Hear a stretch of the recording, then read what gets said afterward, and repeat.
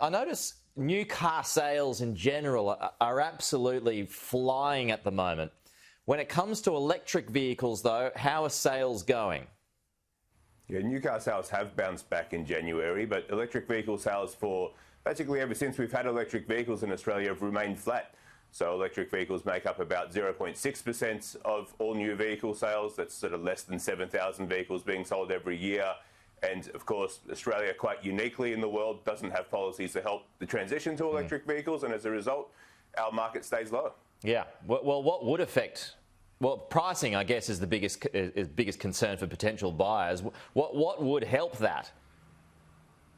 I mean, the big policy levers that we know, again, we're behind the rest of the world, so we know what has worked pretty much almost everywhere else in every other developed economy, is that governments put in place things like targets to say we are moving towards electrified and decarbonised transport.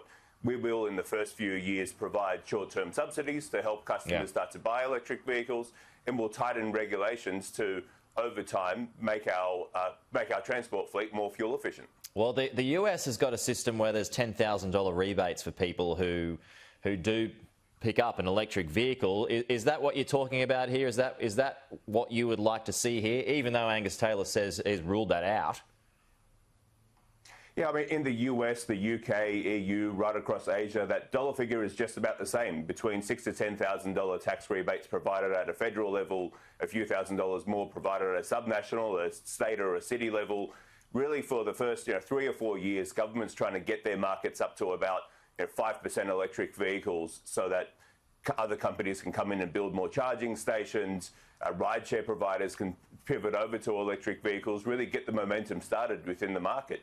This is something that every other government around the world has looked at and said not only do the costs stack up, but it's the most important thing that we can be doing in the short term. Groups like the International Energy Agency say the same thing. It's their #1 recommendation, which is why it's startling to have the government here look at the issue and have the minister say, we don't think the costs stack up for us. Well, Anthony Albanese, he claimed earlier this week in Brisbane that there would be price parity on electric vehicles in 2022. Are you that confident?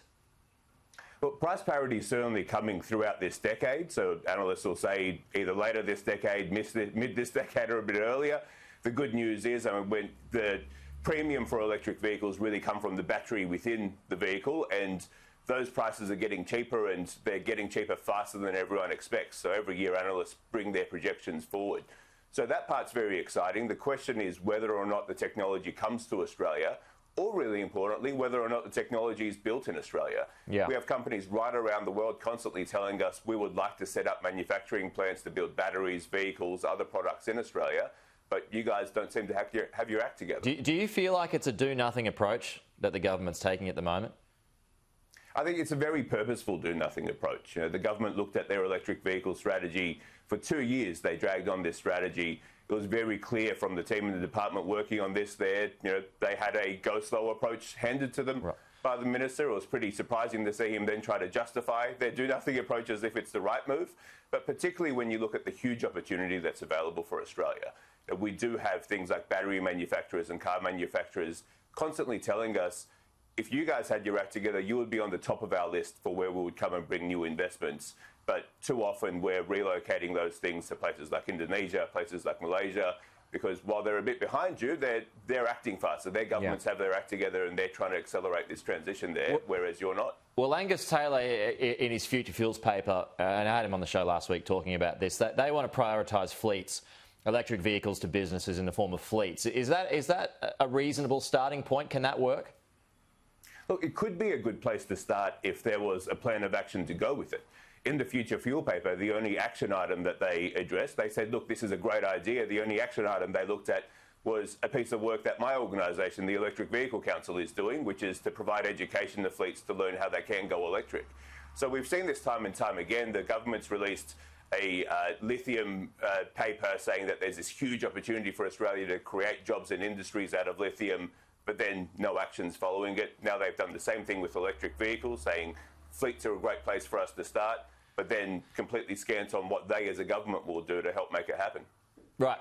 Behyad Jarafi, the CEO of the Electric Vehicle Council, we're out of time, but appreciate you coming on the show this morning. Thanks for that. We'll talk to you soon.